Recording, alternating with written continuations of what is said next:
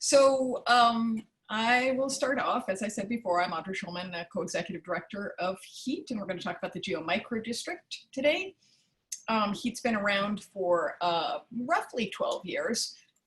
We cut carbon emissions now by driving systems change, and we're a nonprofit. We do not accept money from gas companies or geothermal companies or anything like that, but only from private foundations, donors, and sometimes from the government. So here in Massachusetts, the gas system is extremely old. There's some pipes that date back to, that are still in use, that date back to President Lincoln. And about a quarter of those pipes statewide need to be replaced. This map here shows about 5 years of pipe replacement work as reported by the utilities. The total cost for all this work from 2015 through 2040, which is how long it'll take, will be over $17 billion. And at the current rate of payback, that'll get us gas customers 100 years. And so that's sort of in direct conflict to the fact that Massachusetts has a mandate to reduce emissions 80% by 2050. So it's really unlikely we're going to be using these pipes for as long as we're going to be paying them back for them. So you're basically looking at work plans for assets that are extremely likely to become stranded. But let's look at just one street segment as reported by the local utility. Replacing the pipe on this one street will cost $100,000 according to the utility. The question is, it serves 4 houses, right? Just 4. What can we do with $100,000 that will meet our emissions mandate and give us the infrastructure we really want for this next 100 years? Sorry for the formatting. So normally people think of solar panels and air source heat pumps. And these are incredibly lovely, and I have them on my own house, but they don't work everywhere. They don't work on every building. And they're also will become a large burden for the electric grid, especially during temperature extremes, extreme cold and extreme heat. And there's sort of a basic inequity of access in that you have to have discretionary income to be able to pay for this, or good financing. And then finally, it requires the collapse of the gas industry with the gas workers. And the gas companies will thus fight it tooth and nail. So instead, what we suggest, instead of air source heat pumps, what we suggest is ground source heat pumps. And instead of private ownership, why not have the utilities do this? This is what they are meant to do. And so, we'll explain all of that a lot more, but basically imagine a geothermal system that is networked, not a single install, and instead has a shared loop of ambient temperature water running up and down the street with service lines going off to each building, somewhat similar to the way it is with the gas system now. And it's owned, installed, and maintained by the gas company. And there's shallow boreholes, probably in the gas, in the street, that are not going down into hot rock, but restrained to 500 feet or less in terms of depth. And this system could not only provide heating to us, but also cooling, which we're going to need more of in the future. So why geothermal? Network geothermal. Well, first, there's a lot of energy savings here. The first one is through ground source heat pumps, because as opposed to air source heat pumps, the ground is always around 55 degrees, even when the temperature outside is, 5 degrees or 105 degrees. That ground is always the same consistent temperature. This allows the heat pumps to be much more efficient, or as some engineers call it, the heat pumps will be happier. The second benefit comes from that shared loop of ambient temperature water going up and down the street.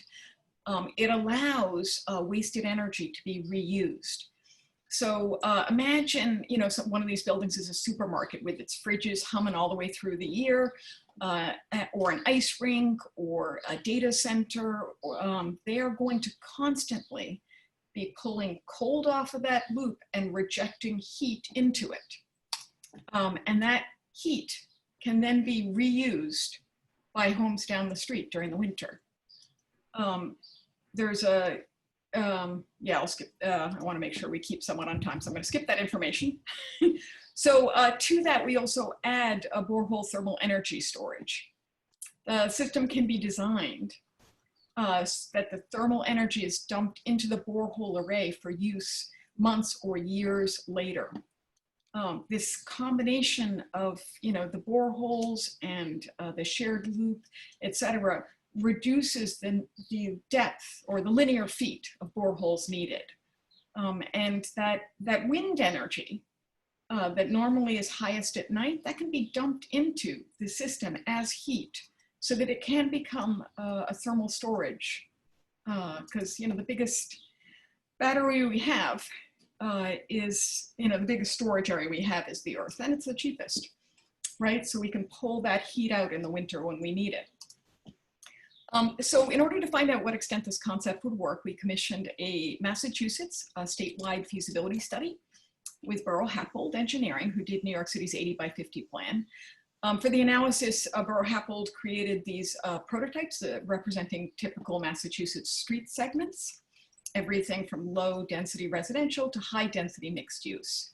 And then they calculated using the same depth of boreholes all the way down the street, same spacing between the boreholes, to see how that borehole array could meet the energy demand of each street segment. They calculated the hourly energy loads checked against real customer data by Eversource Energy.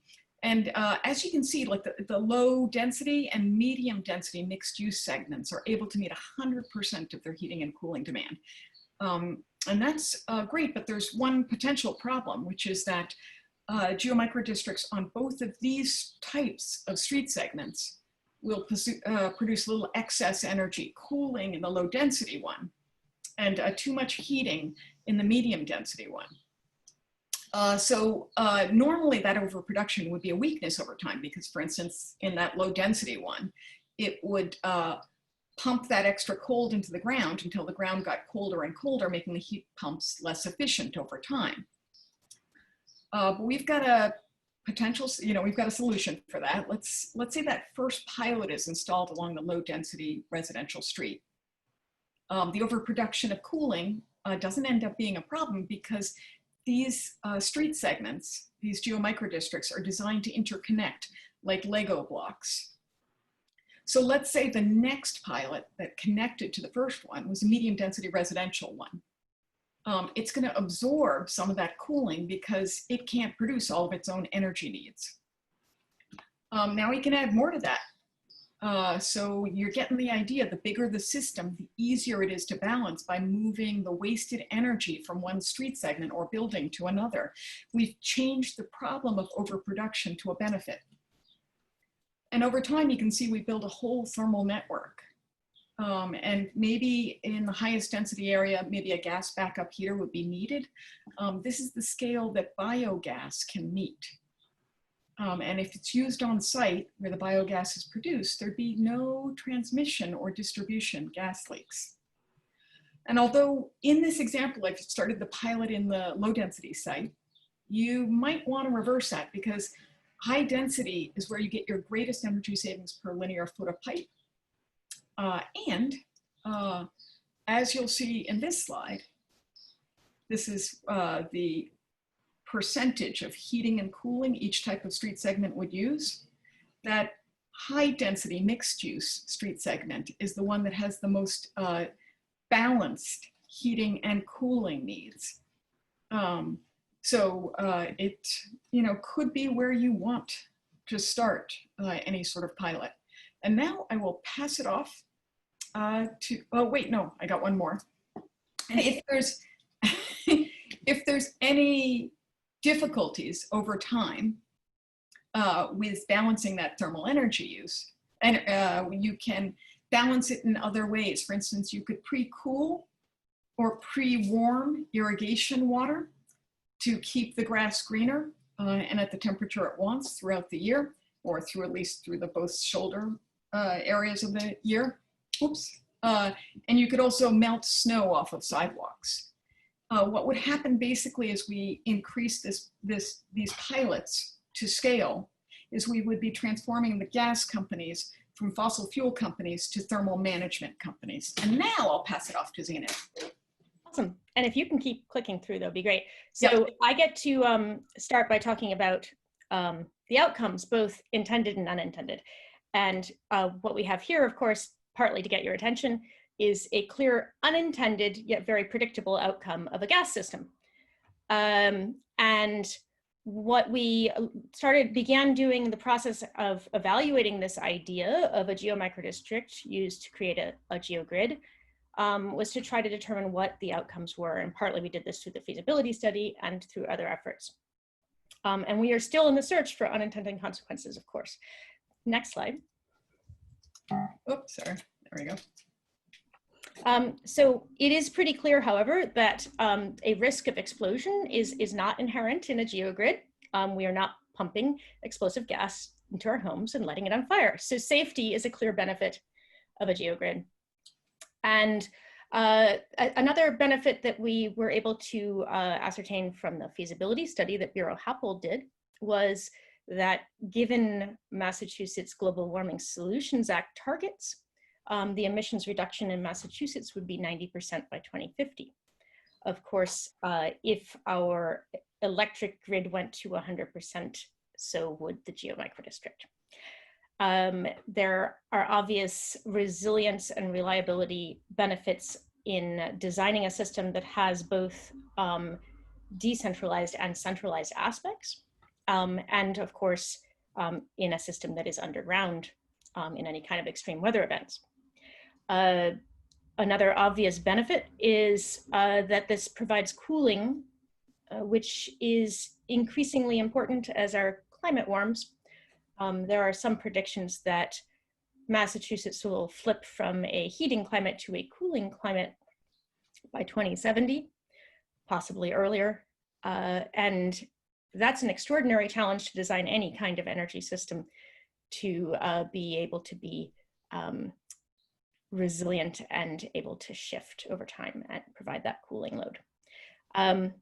Now, there's a couple others. Audrey mentioned the cheap energy storage of having a thermal network and the equitable access of having a public system in the street.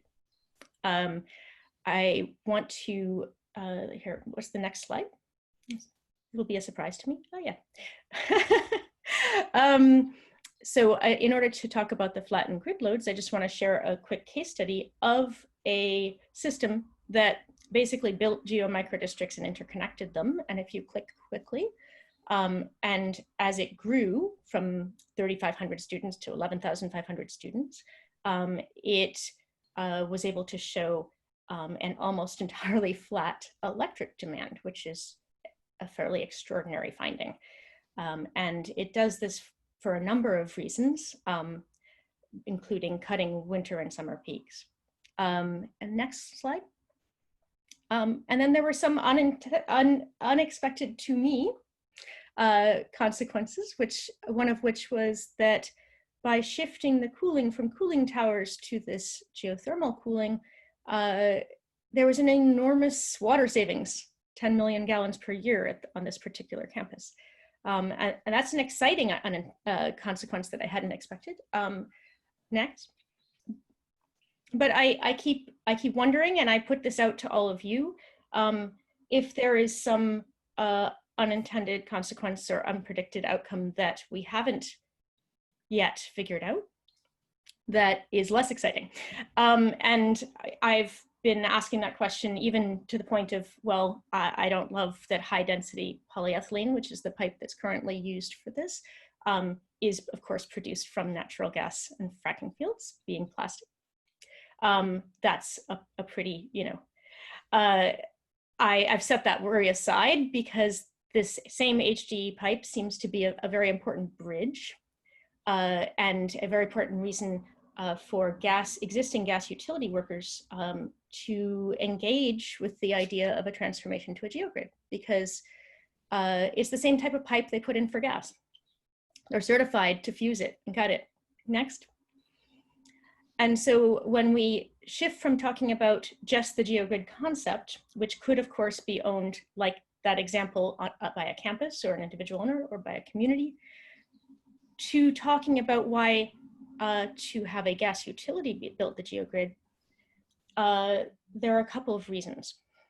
One is that by using a public utility model of upfront investment and long-term payback and rate making, we can ensure that the new renewable thermal energy system is low cost.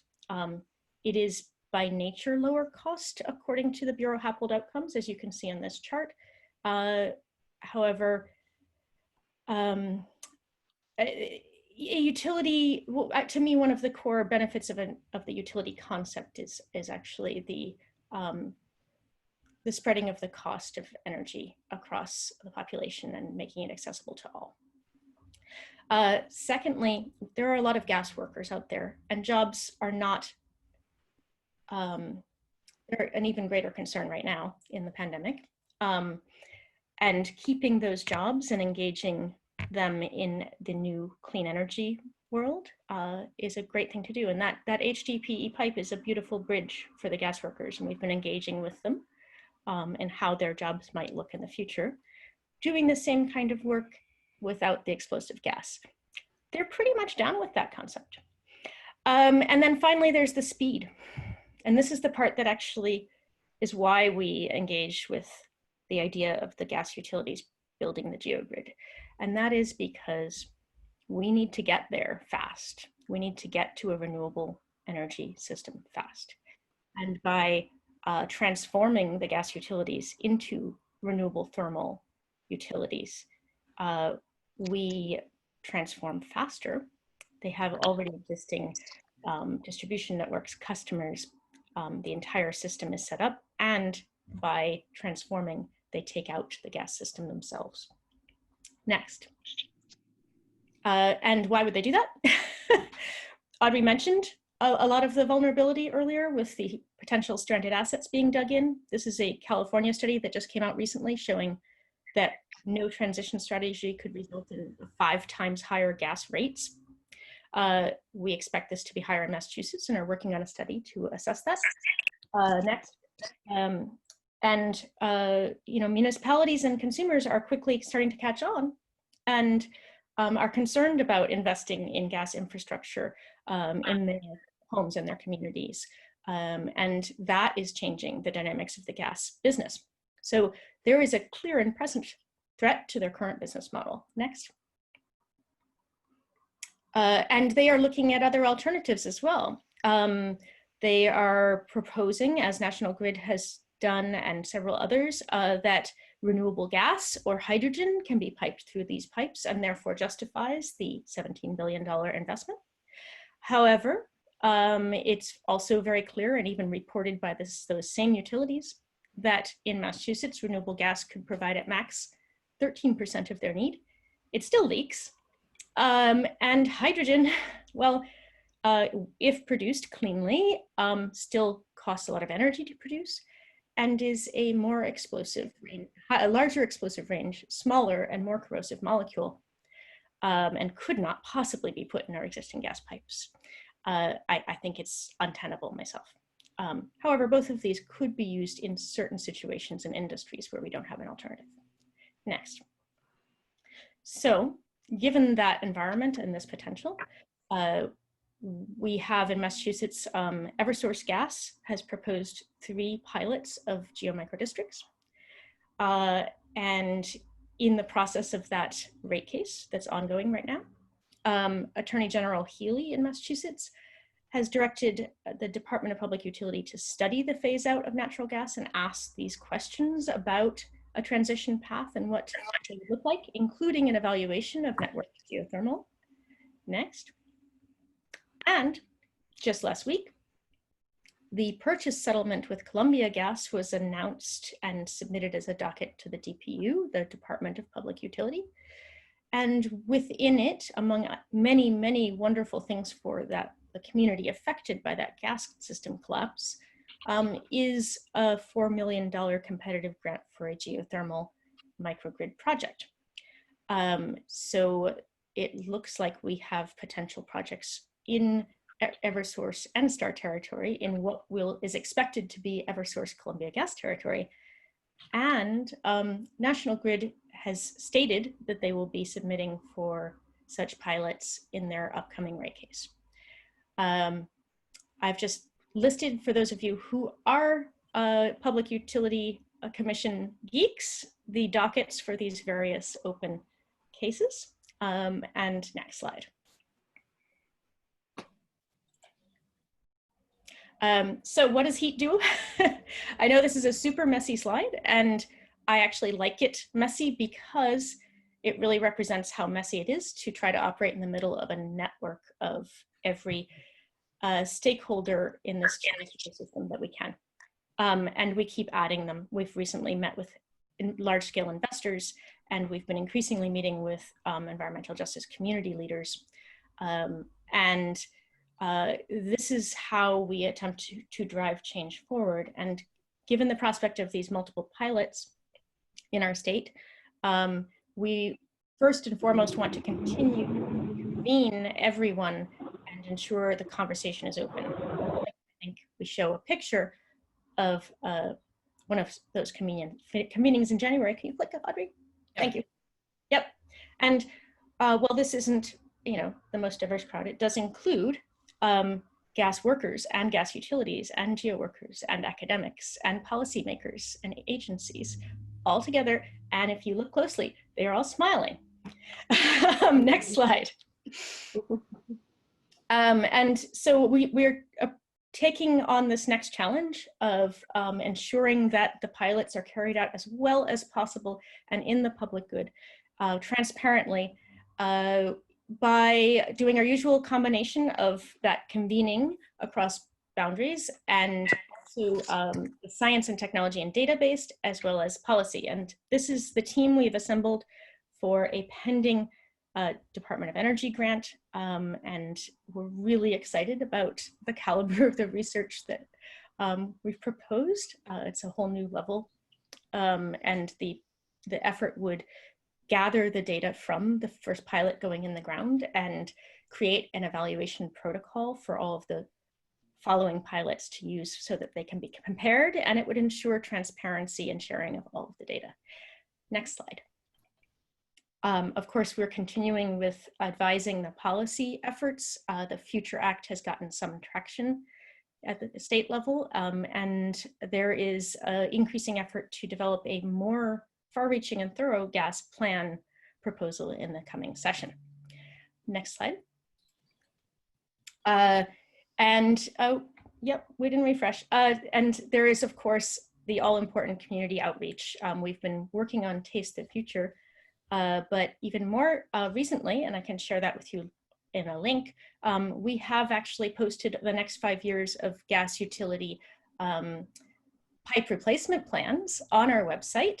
Again, we can share the link, and you can search and find out if you're in Massachusetts, if a pipe near you is getting replaced.